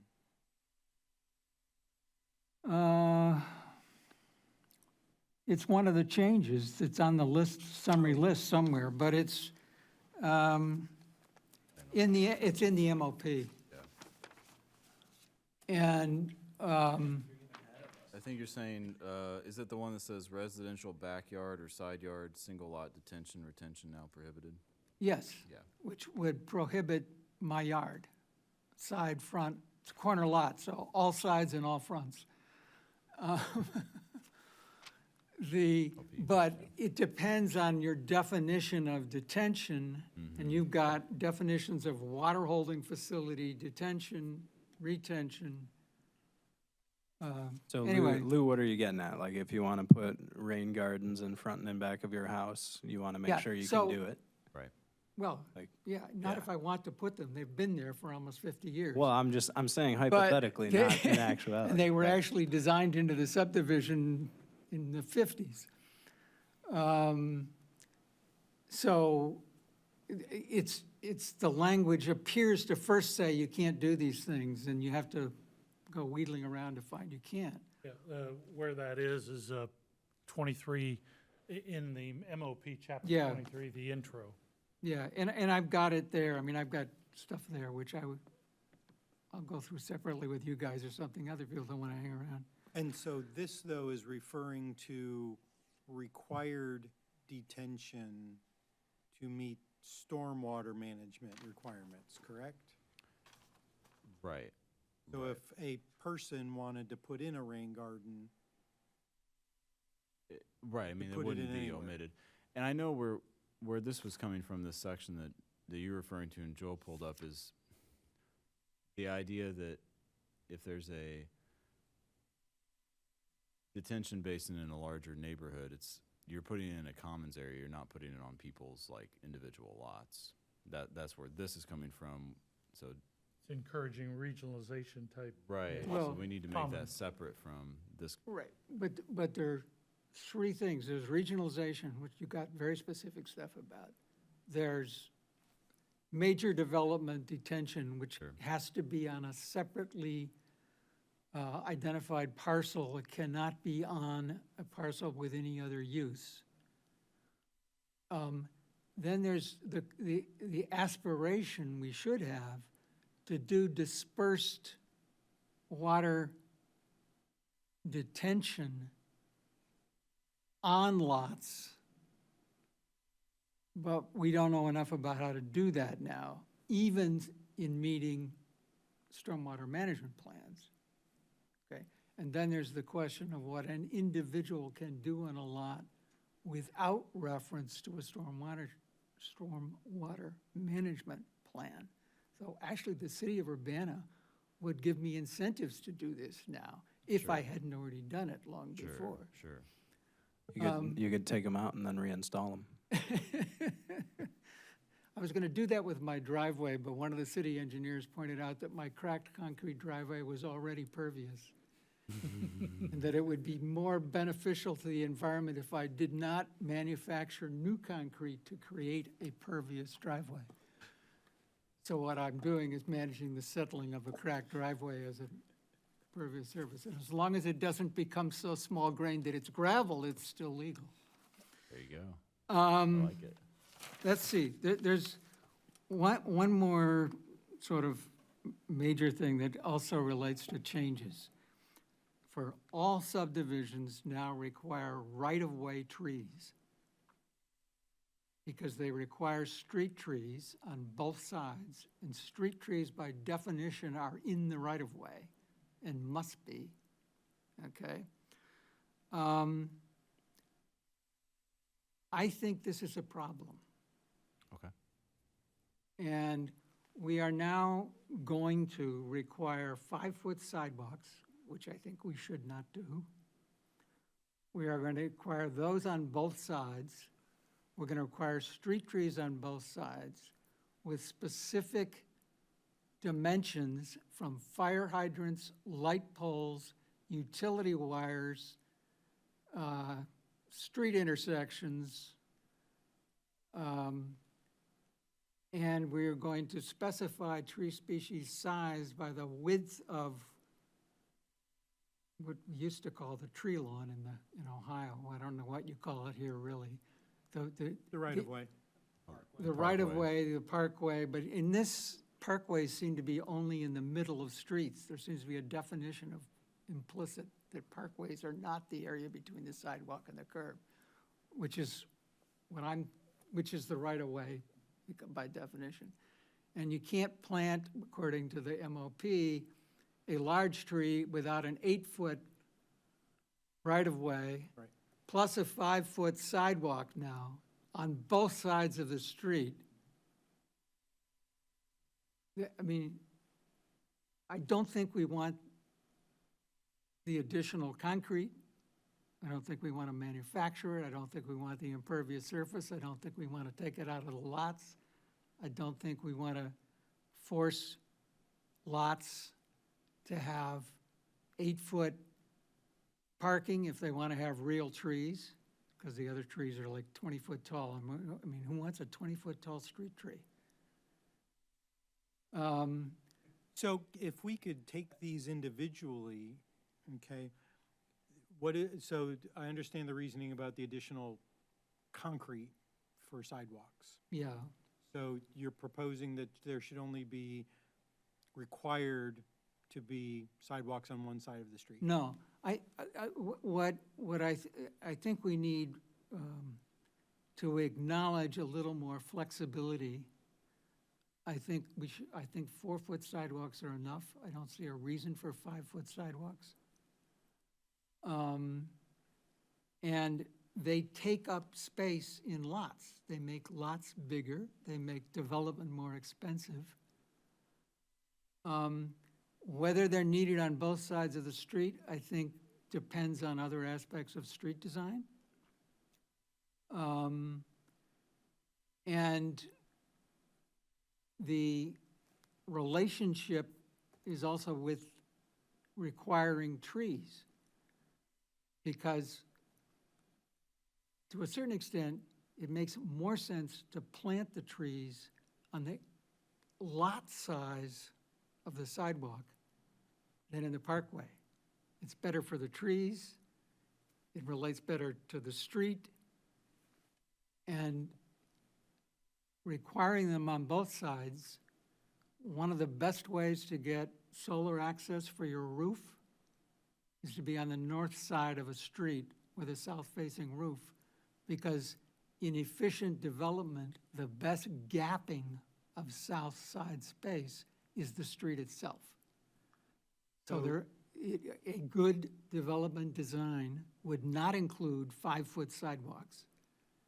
It would not include trees on both sides of the street necessarily. It would not space them necessarily at 40 feet or less. And I think, we can't rewrite this section live, but I think we're creating a set of, we want to be Tree City, so we're going to require trees. We want people to walk two abreast with a kid in the middle, so we're going to make the sidewalks wider. But we're forgetting the whole combination of all the other things we want to do, and I think I think a lot of thought has gone into the street tree section. Mike No, it Brunk, the has. former city arborist, is there a reason not to have street trees on both sides of the street? I Just still have gave not heard. one. Pardon? Yeah. I just gave one, Solar access for the house? yes.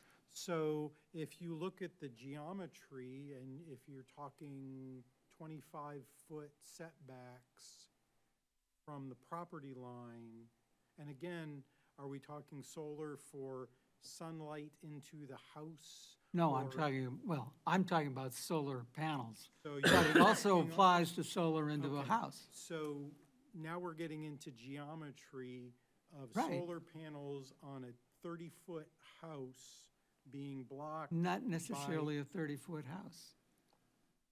house shorter than 30 feet, A single-family ranch house in many parts of the city? that is currently being built new. Andrew, would you tell me what the average house No. height is as an architect? I don't know if I want to get into this fight. I think we're getting a little off track here. Yeah, Um, I think would- so too. I would guess it's What- 35 feet to the midpoint, What I would because that's appreciate, all we though, allow, is but. suggestions, because we have been working on this, I've been here for 6 years.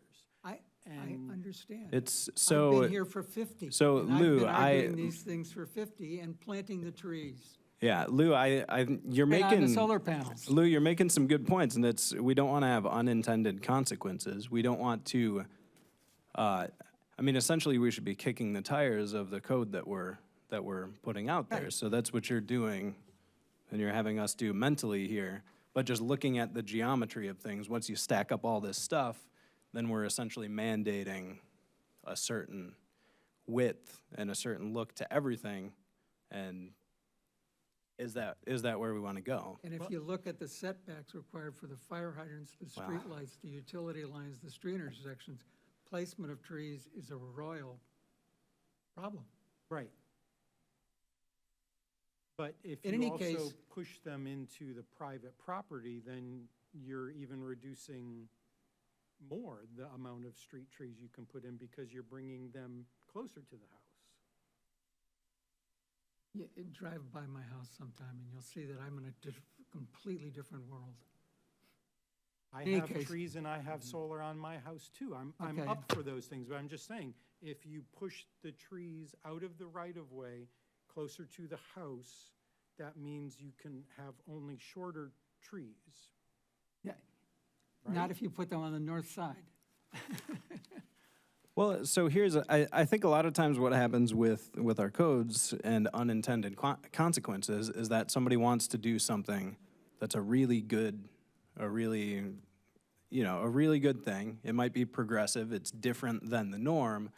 We don't want to have those people have to, go before council and, face a big public hearing process and all the uncertainty that's involved there for an otherwise good project. So I think sort of, hashing some of these things out in advance, trying to, not have those unintended consequences happen is a good thing, and that's why we're having meetings like this. But this is in the MOP, right? Well, it sort of crosses Well then. between the two. Is it? I don't know, because I thought we were still on the subdivision Well, ordinance. we but, are, and yeah. and But it, the specifics of a lot of the dimensions of things are in the, the dimensions Annual are in the MOP, We've but referenced the everything back to requirement for chapter 24 trees. of the MOP. well, my point would be just that we have some flexibility with that. If something's not working with that, yeah, we can make changes that don't require us to go to council. okay, Right. that's But really good, The because, requirement for all is in, both sides is in the ordinance, not in the MOP. But you're right, the details are in the yeah, MOP. so maybe we say street trees are required per section whatever of the MOP, and then in there we can have some Well, flexibility. That's one out, but, and that may be a good out in the short run. The Because one- I don't have a simple way of modifying it. Yeah, isn't it better to push more of that to the MOP in Yes, general? yes, yeah, because if we say they're required on both sides of the street, then all the MOP can say is, well, here's how they are required, and we can't then say in the MOP, they're not, because it says so in the code, so, And yeah. And if I someone- like your solution, because I think we can do that in a month, and we can't do much more than that in a month. Right. And Joe, if, could you scroll to this section here of the subdivision code? And so there are no requirements listed in the subdivision code about on which side.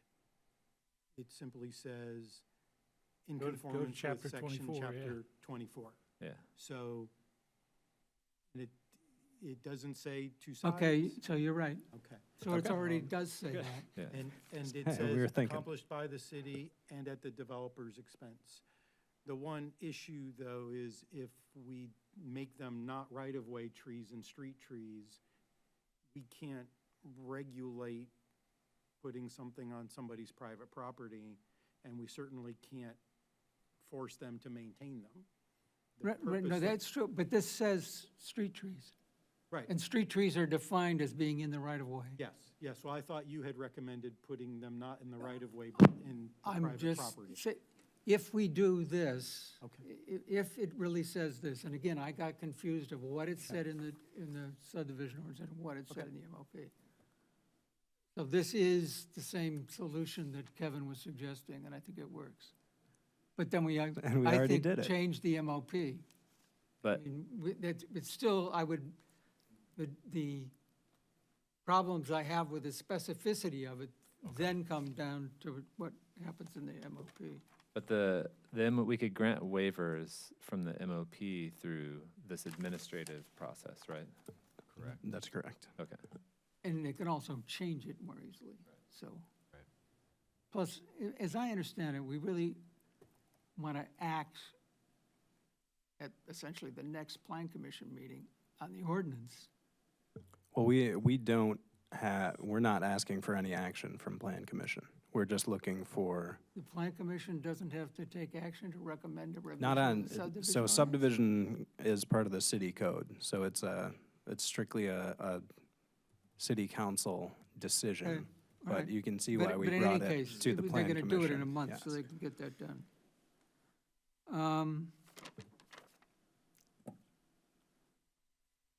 So the rest of what I've got is MOP stuff, so I don't know what you Would- want to do.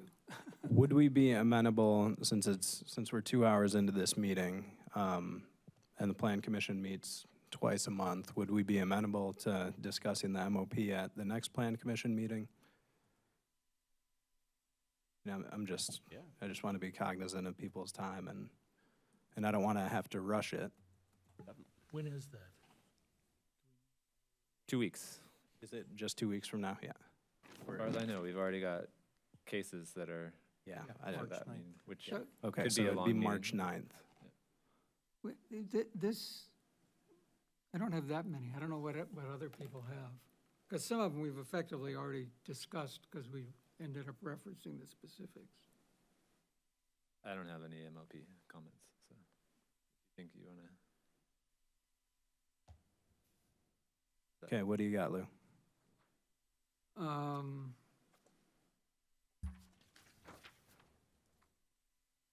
Actually, I think I've only got two things left because we've actually covered all the others as, essentially by reference from the, I think this is showing how synergistic the subdivision, the development code and subdivision. well, so one of the things I was going to say is, and apparently we don't have to act on any of this. I thought we did. But yes to the splitting into the code and the MOP. I mean, that makes great sense. And as Kevin has just said, I think we've proved that. So one of the things that's unclear to me, and I think it's because of the elaboration in the MOP, but again, they are closely integrated, that it refers to a once-a-year posting of revisions. Once-a-year applications will be considered. Oh, for the revisions of the manual? And it's not clear to me whether the MOP can be revised at any time by the committee, which was sort of my impression, and whether it can be revised with immediate effect. Good point. And I think Yep. the intent is that that be the case. I think it should be the case.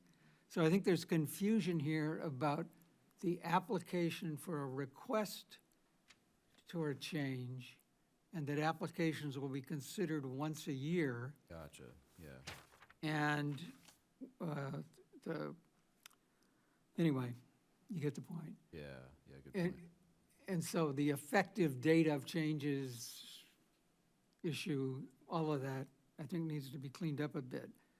And I also wonder if it would be simpler to define the authority over the MOP as the administrative committee, which is already defined for other purposes. Because you describe it almost the same, but not exactly the same. Yeah, yeah.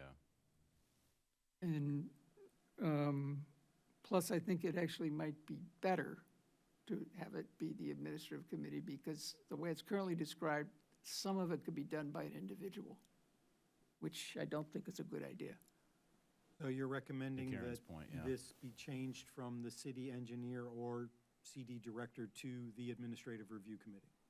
Which is the city engineer, the community development director, and the city planner, right? Yeah, plus me. I don't want to be left out. This leaves me out. And that's that. What? I You're said on this the leaves. I administrative said review this. committee, This. aren't you? I know. I said this leaves me out as it is. Oh, right, well, yes, so then it's administrative review obvious that committee, it has please. to be. We have to have So I think Kevin. it's, We have to have there's 2 points. One is it needs to be, include the 3 of you. Yeah. And the other is, it ought to be by the 3 of you, not by any one of you, Right, right. which is the way it's worded now.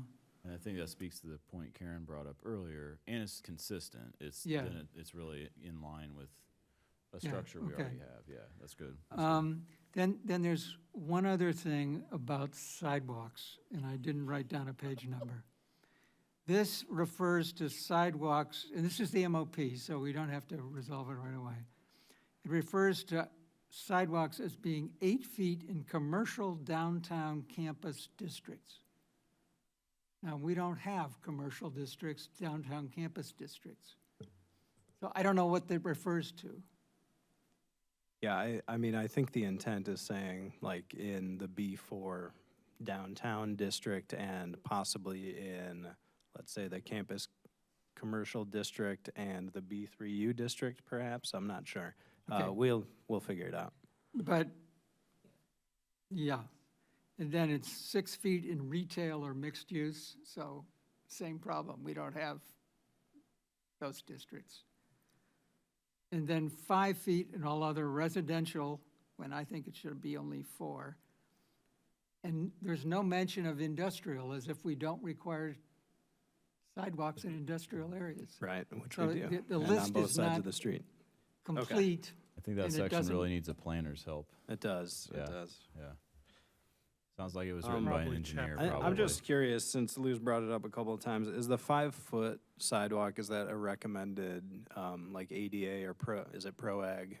So it is, you can have 4-foot sidewalks for a stretch, but then there's like, occasionally you want to have the 5-foot turnarounds. I mean,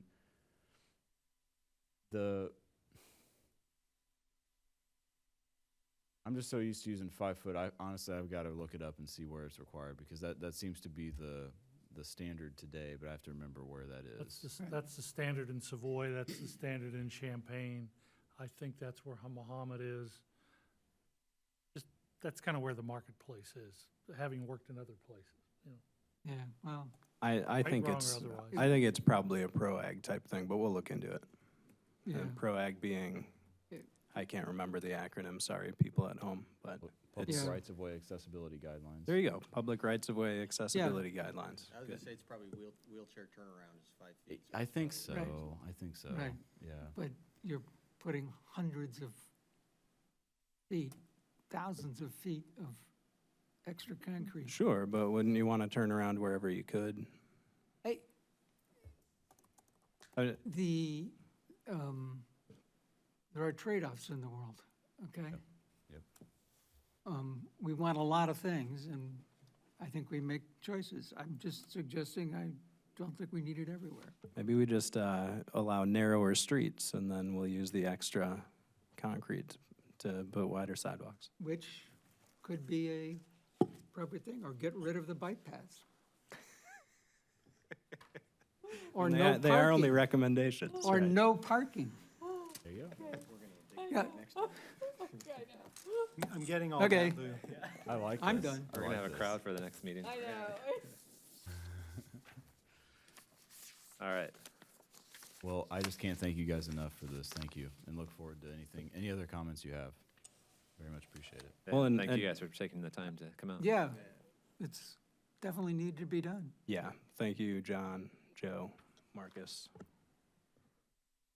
great. And Plan Commission, this was a really great meeting. Yes. This was an excellent meeting. I appreciate your patience while I poked and prodded you for, like, things that we could use as recommendations and changes and stuff. I know nobody likes to wordsmith on the fly, but this at least gives us things that we know, this is what Lou meant, or this is what Dustin or Andrew or Karen meant. All right, we are adjourned.